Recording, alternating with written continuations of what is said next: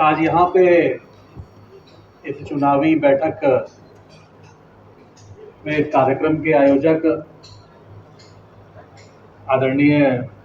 श्री विजय अग्रवाल जी, आदरणीय श्री सुरेश अग्रवाल जी, हमारे साथ में समाज के बुजुर्ग यहाँ पे आदरणीय केडिया जी, आदरणीय केशव जी, सभी हमारे सम्मानित बुजुर्गगण जो मेरे सामने बैठे हुए हैं, नौजवान साथी, हमारे पत्रकार बंधुओं और सभी सम्मानित यहाँ पे महानुभावगण हैं, पत्रकार सब सभी का मैं स्वागत करता हूँ, अभिनंदन करता हूँ। आदरणीय राम प्रकाश जी ने भी कहा था कि मैंने गोला में आके गोला वासियों का सम्मान बढ़ाया, बल्कि तो मैं ये कहना चाहूँगा कि आज मेरा प्रथम गोला आगमन हुआ है तो मेरा सम्मान बढ़ा है कि आज मैं छोटी नगरी, छोटी काशी जिसे कहा जाता है, गोला गोरखनाथ की धरती पे आज मुझे यहाँ पे आके मुझे सौभाग्य मिला है कि मैं आपके बीच में खड़ा हूँ। लखीमपुर जनपद में कई बार मेरा आना हुआ, लेकिन गोला में पहली बार मेरा आने का मुझे सौभाग्य प्राप्त हुआ। हालांकि उपचुनाव में आया हूँ, चुनाव के समय में अरविंद जी के निधन के बाद उनके पुत्र भारतीय जनता पार्टी के प्रत्याशी हैं, उनके चुनाव अभियान में, चुनाव प्रचार में आपके बीच में खड़ा हूँ। और अरविंद जी से हम लोगों की कई मौक़ों पे विधानसभा में जब हम लोग साथ में थे तो कई मौक़ों पे बात होती रहती थी, और मुझे बताते हुए खुशी है कि मतलब उनका निधन हो गया, बहुत दुख की बात है, लेकिन जब वो हमारे बीच में थे, हम लोग विधानसभा में बैठते थे, लखीमपुर, सीतापुर, हरदोई, हम आसपास के जनपदों के सभी विधायक आपस में बातचीत किया करते थे। लगातार जब मैं उनसे पूछता था, बात करता था उनके क्षेत्र के बारे में, तो वो हमेशा इस क्षेत्र में क्या विकास कराना है, कैसे आगे बढ़ाना है, किस मंत्री के पास चलना है, कौन सी योजना लेकर आनी है, उसके बारे में लगातार वो प्रयास भी करते रहते थे, सोचते भी रहते थे और करते भी रहते थे। एक जुझारू विधायक, एक जुझारू व्यक्तित्व, जिन्होंने विधायक हुए, लेकिन विधायक होने के बाद एक परिवार की तरह अपने क्षेत्र को चलाया, क्षेत्र को बढ़ाया और विकास की योजनाओं को आगे ले जाने का काम किया। आज वो हमारे बीच में नहीं है, लेकिन उनके पुत्र को पार्टी ने प्रत्याशी बनाया है, और मैं समझता हूँ कि आज जब उनके पिता का हाथ उनके ऊपर नहीं है, तो ये जिम्मेदारी अब हम सब की बनती है कि हम सब एक बार उनको भारी मतों से यहाँ पे जिता के भेजें, जिससे जो उनके पिता का सपना था, जो वो करना चाहते थे, वो मौका उनके पुत्र को मिले। इसमें कोई दो राय नहीं है कि आज प्रदेश में हमारी सरकार अगर बनी है तो उसमें व्यापारी समाज का बहुत बड़ा योगदान है, वैश्य समाज का बहुत बड़ा योगदान है, और केवल हमारी ही सरकार नहीं, आज अगर केंद्र में सरकार हमारी बनी है तो उसमें भी व्यापारी समाज का बहुत बड़ा योगदान है। जो भी सरकार प्रदेश में बनी, बढ़ चढ़ के व्यापारी समाज ने जिसका भी साथ दिया, उसकी सरकार प्रदेश और देश में लगातार बनती चली है, और आज तो डबल इंजन की सरकार चल रही है। केंद्र में मोदी जी के नेतृत्व में हम लोग आप आगे बढ़ रहे हैं, तो प्रदेश में योगी जी के नेतृत्व में आगे बढ़ रहे हैं, और ये पहली बार 38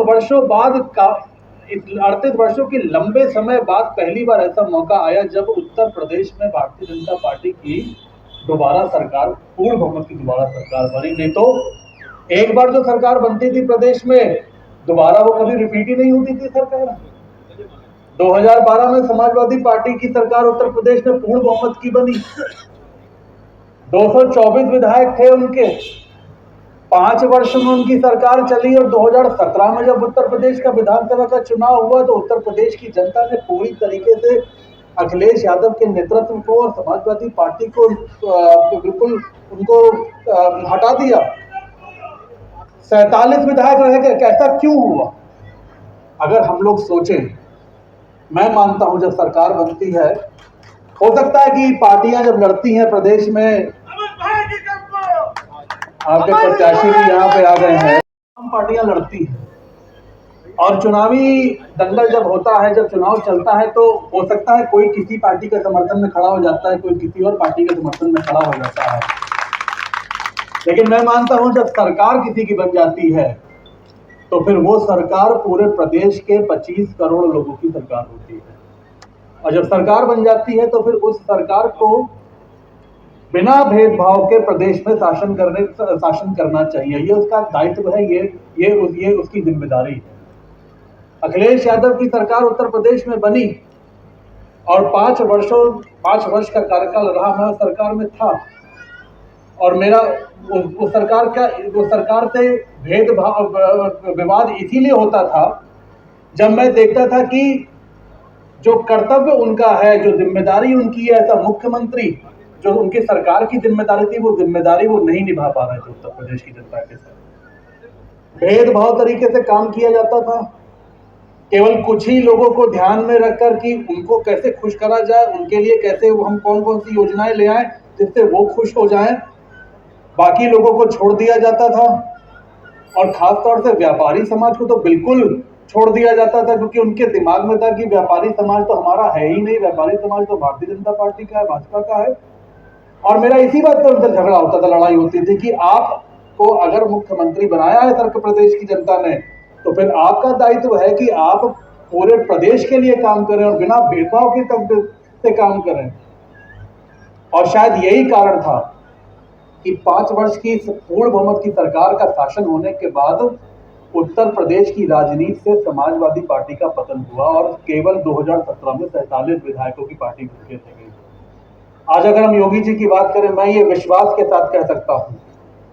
बिना भेदभाव के शासन अगर कोई कर रहा है प्रदेश में तो योगी आदित्यनाथ कर रहे हैं, क्योंकि उनका और लगातार 25 जो काम पिछले 5 वर्ष 2017 से 22 का हमने कार्यकाल देखा, उनका लॉ एंड ऑर्डर, कानून व्यवस्था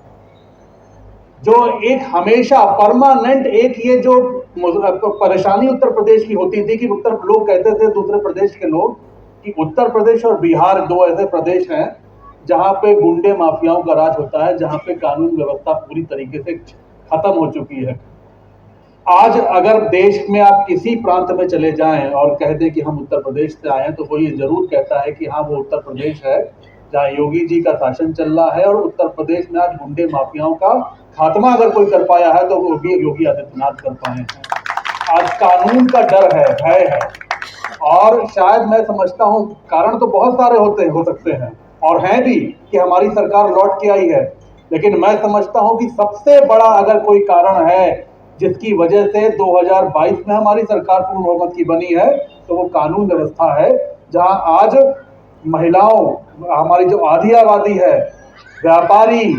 प्रदेश का हर वर्ग अपने आप को सुरक्षित महसूस कर रहा है और कम से कम ये कहता है कि आज कानून का राज स्थापित अगर किसी ने किया तो योगी आदित्यनाथ जी ने किया है, बिना भेदभाव के। चाहे वो अल्पसंख्यक हो, चाहे वो कोई भी समाज हो, पिछड़ा हो, हमारे नौजवान हो, माताएं हो, बहनें हो, कोई जिसके पूरे प्रदेश के 25 करोड़ लोगों के लिए आज उत्थान का अगर आज कोई काम कर रहा है तो योगी जी कर रहे हैं। मैं आज आपसे यहाँ कहने आया हूं, मैं तो अब समाज के बीच में हूँ, बाकी और भी यहाँ पे मैं तो मानता हूँ आज सबसे अच्छा माहौल बनाते हैं व्यापारी समाज में, वैश्य और ब्राह्मण 2 समाज ऐसे हैं जो बहुत अच्छा माहौल बनाते हैं। मैंने पिछली मीटिंग में भी कहा था ये वाक्पटुता जो उनकी ब्राह्मण के पास ईश्वर की देन है, वो बहुत अच्छा बोलते हैं। बाजार में अगर बोलने लगे कि किसकी हवा चल रही है, कौन सी पार्टी की हवा चल रही है, कौन सा प्रत्याशी आगे चल रहा है, तो उस प्रत्याशी की अपने आप हवा बन जाती है, अपने आप आगे बढ़ जाता है। और वैश्य समाज व्यापार करता है, दुकान पे बैठता है, मंडी में बैठता है, उसके पास तमाम ग्राहक आते हैं, अगर थोड़ा सा भी कह दे कि अरे भाई ये इसकी पार्टी है, प्रत्याशी बहुत आगे चल रहा है, ये सरकार ने बड़ा अच्छा काम किया है, तो उसकी भी अपने आप हवा बन जाती है। मैं तो अमन यहाँ आ गए, मैं इनसे कहना चाहूंगा आप अपने पिता की विरासत को आगे लेकर जाएंगे। आपको गोला की धरती मौका दे रही है, आप यहाँ पे विधायक बन के जा रहे हैं। अब ये आपकी जिम्मेदारी है कि आप आगे अपनी विरासत को कैसे लेकर चलेंगे, क्योंकि अब आपको आंका जाएगा। आपके अभी हमारे पास 4 साल का वक्त है, 4.25 साल का वक्त है, सरकार का लंबा समय है, आपको आगे काम करना है। मैं तो चाहूंगा कि आपको सभी को लेकर चलना पड़ेगा। सिर्फ अपील लेकर चलना चाहिए, क्योंकि अभी आपकी उम्र बहुत कम है, अभी आपको बहुत लंबा राजनीतिक जीवन आगे चलाना है, बढ़ाना है। आपको यहाँ की जनता आशीर्वाद दे रही है, मैं तो देख रहा हूँ, मैं तो कुछ बैठकें करी हैं मैंने, और मैं जिस तरीके से मैं देख रहा हूँ कि जिस तरीके से आशीर्वाद आपको मिलने जा रहा है, एक बड़ी जीत आपको गोला की धरती और बाबा के आशीर्वाद की बदौलत आपको, और गोला की जनता की बदौलत आपको एक बड़ी जीत मिलेगी। लेकिन मैं चाहूँगा कि जब आप जीत के जाएं तो आप सभी का सम्मान अवश्य करें, सभी को साथ में लेके पूरा चलें, और क्षेत्र में जो विकास कराना है, जो कैसे आगे बढ़ना है, उसके लिए लगातार प्रयास करते रहें। मैं आज आपके बीच में हूँ और इस वचन के साथ कि, और मैं तो चाहता हूँ कि राजनीति में भी हम लोग को आगे आना चाहिए। मैं लगातार ये बात हम लोग कहते चले आए हैं। हमारे पिता ने भी अपने राजनीतिक जीवन के 45 वर्ष इसी काम में लगाए कि समाज को आगे आना चाहिए, राजनीति में आना चाहिए, आगे परिवार का एक बेटा, कोई भी परिवार का एक सदस्य जरूर राजनीति में आगे बढ़ाना चाहिए। और मैं भी कहता हूं कि आप लोग आगे बढ़िए। अरे जब मदद कर रहे हैं तो फिर खुल के मदद करिए, दिखा के मदद करिए कि हम मदद कर रहे हैं, तो कम से कम प्रत्याशी को लगेगा, तो कैंडिडेट को लगेगा तो आपने मदद करी है। मैं कहता हूं कि राजनीति में प्रत्याशी दो लोगों को कभी नहीं भूलता है, जो खुल के विरोध करता है उसे कभी नहीं भूलता, और जो खुल के मदद करता है उसको कभी नहीं भूलता। जो बीच में रह जाते हैं कि मदद भी कर देते हैं, बोलते भी नहीं है, उसका कोई अस्तित्व नहीं होता राजनीति में। मैं तो आज आपसे यही कहने आया हूं कि अगर आप मदद कर रहे हैं तो खुल के चिल्ला के मदद करिए, दिखा के मदद करिए कि हम आपकी खुल के मदद कर रहे हैं। आज मैं आप लोगों से बस इतना ही कहना आया हूँ, आपका बेटा, मेरी उम्र बहुत अभी ज़्यादा, मेरी भी उम्र कोई बहुत ज़्यादा नहीं है, और मैं तो मुझे अपने बुजुर्गों का आशीर्वाद यहाँ पे मिला है, मेरे लिए सौभाग्य की बात है। तमाम नौजवान साथी आज हमसे मिले हैं, मुझसे जुड़े हैं, मुझे आज बड़ी खुशी हो रही है। और मैं आपको इस वचन के साथ, कि आज तो मैं उपचुनाव में यहाँ पे आया हूँ, लेकिन इसके बाद भी जब भी आप मुझे बुलाएंगे मैं अवश्य आपके बीच में आऊँगा, और मुझे तो अच्छा लगेगा कि एक बड़ा सम्मेलन समाज का और व्यापारी समाज का यहाँ पे हो, जिससे मेरी सबसे एक साथ मुलाकात हो, और इस वचन के साथ कि आपके लिए सदैव मैं खड़ा हूँ, मेरा घर, मेरा दरवाज़ा आपके लिए हमेशा खुला है। जब भी कोई आवश्यकता पड़ेगी, आपका ये भाई, आपका बेटा अवश्य सदैव आपके साथ खड़ा रहेगा, आपके मान सम्मान में, आपके बीच में। और हम लोग तो शासन के प्रतिनिधि हैं, सरकार के प्रतिनिधि हैं, ये भी वादा करता हूँ कि गोला की धरती को विकास के लिए अगर मेरी कभी भी किसी भी मोड़ पे किसी भी वक्त आवश्यकता पड़ेगी, तो उसका ये भाई, साथी आपके साथ हमेशा खड़ा है। और जो कुछ भी सरकार से हम ले पा सकते हैं, ले पाएंगे, सरकार में बात करके गोला की धरती के लिए, गोला के विकास के लिए हमेशा आगे काम करते रहेंगे। मैं इसी अपील के साथ कि हमारे प्रत्याशी, भारतीय जनता पार्टी के प्रत्याशी स्वर्गीय अरविंद जी के पुत्र अमन गिरी जी को इस बार उनसे भी ज्यादा बड़े मतों से, भारी मतों से जिता के यहाँ से भेजें, जिससे कम से कम उन्हें भी लगे कि हमारे पिता के बाद गोला की धरती ने, गोला के लोगों ने मुझे आशीर्वाद दिया है, मेरा साथ दिया है। मैं बहुत बहुत सबका आभारी हूँ और सबका बहुत धन्यवाद देता हूँ। जय हिंद, जय भारत।